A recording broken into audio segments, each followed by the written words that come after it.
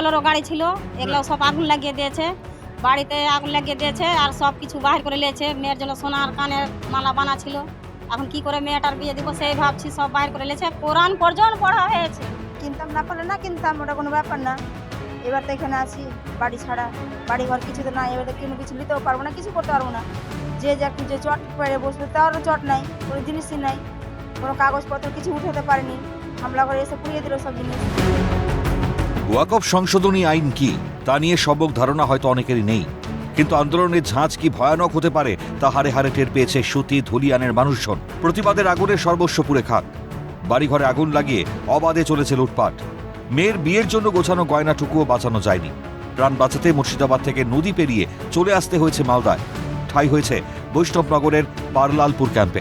অসহায় মানুষগুলোর পাশে দাঁড়িয়েছে ভারত সেবাশ্রম সংঘ। নববর্ষ উপলক্ষে তাদের হাতে তুলে দেওয়া হয় নতুন বস্ত্র। আমরা ভারত সেবাশ্রম সংঘ থেকে এসেছি, ঔরঙ্গাবাদ ভারত সেবাশ্রম সংঘ থেকে। আমরা আজকে ধুতি, শাড়ি, গামছা এবং লুঙ্গি এসব দিতে এসেছি। তবে মনে আনন্দ নেই, একরাশ হতাশা আর সব হারানোর ব্যথা বুকে নিয়ে ক্যাম্পেই কাটল বছরের প্রথম দিনটা। কারণ 1432-এর নববর্ষের সঙ্গে যে কোনো মিল নেই পেছনে ফেলে আসা নববর্ষের দিনগুলোর সঙ্গে।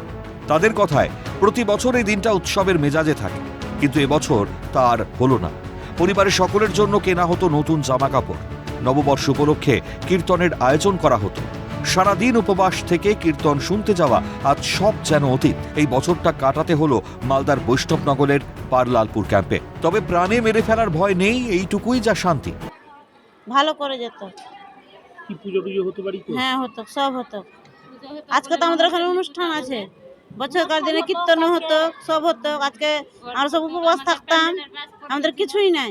বলছি পয়লা বৈশাখের এই দিনটা অন্য বছর কেমন করে কাটান? বছরের অন্য বছর নিজের বাড়িতে থাকছিলাম, নিজে করছিলাম, এখন অপর লোকের জায়গাতে এসেছি। এখন অন্য বছর জামা কাপড় কিনতেন? জামা কাপড় কিনতাম, তো ওইসবগুলো পাইলাম না। ভালো করে কাটায়, ভালো করে কাটায়। কি কি করতেন? যা জুটতো তাই করতাম, বাচ্চা টাচ্চাদের জামা প্যান্ট নিয়ে দিতাম। এবার তো সেটা পারলাম না, এখানে দিয়েছে, যা পেরেছে খুব করেছে, আমাদেরকে খুব করছে, অনেক করছে। বাড়িতে আগে ভালোই কাটাচ্ছে, এবার এই বছরের মতন কোনো বছর কষ্ট পাইনি। খুবই এই বছর খুবই কষ্ট, আমরা জান বাঁচিয়ে কত যে কষ্ট করা আছি ভগবান জানে। তাই এখানে এসে আর পড়ছে বলে এখানে ভালোই আছি, বাড়িতে থাকলে মনে হয় টিকতাম না, মরে যেতাম হাট ফেলে। এখন পরিস্থিতি এমন জায়গায় গিয়ে দাঁড়িয়েছে যে বাড়ি ফিরতে মন চাইলেও সাহস হচ্ছে না। আতঙ্ক তারা করে বেড়াচ্ছে, তার ওপর পুলিশের ওপরও ভরসা রাখতে পারছেন না। তারা বলছেন প্রতিবাদীদের রোষে আক্রান্ত খোদ পুলিশও। সাধারণ মানুষকে তারা কি করে রক্ষা করবে? এই প্রশ্নই ভাবিয়ে তুলছে পারলালপুর ক্যাম্পে আশ্রয় নেওয়া অসহায় মানুষগুলোকে। আমাদের বাড়ি ঘরকে বম দিয়ে ফুটিয়ে দিয়েছে, হ্যাঁ, বলছি ভাঙচুর করেছে। এখন তো বিএসএফ নেমেছে, পুলিশের উপর তো ভরসা আছে? পুলিশে ভরসা করে কোনো লাভ হচ্ছে না, পুলিশকেও তো তেড়ে দিয়েছে বম নিয়ে মেরে। আমরা কিভাবে ভরসা করবো? 9 বছর এখানে কাটা দিয়েছে, কিছু দিতে পারলেন না? না ছেলে মেয়েকে কিছু করতে পারলাম না, নতুন বয়স হয়ে যাচ্ছে, সবই বেকার হয়ে আলো আমার।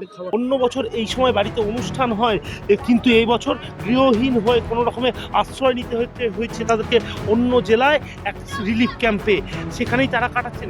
ইতিমধ্যেই ভারত সেবাশ্রম সংঘ তাদের হাতে ত্রাণ তুলে দিয়েছে এবং গ্রামবাসী থেকে শুরু করে যারা গৃহহীন হয়েছে মুর্শিদাবাদ জেলার বাসিন্দা, প্রত্যেকের একটাই দাবি, এলাকায় বিএসএফ ক্যাম্প করতে হবে, তাদের যে বাড়িঘর ভেঙে গিয়েছে সেই বাড়িঘর নির্মাণ করে দিতে হবে, না হলে তাদের ওখানে থাকা মুশকিল হয়ে যাবে।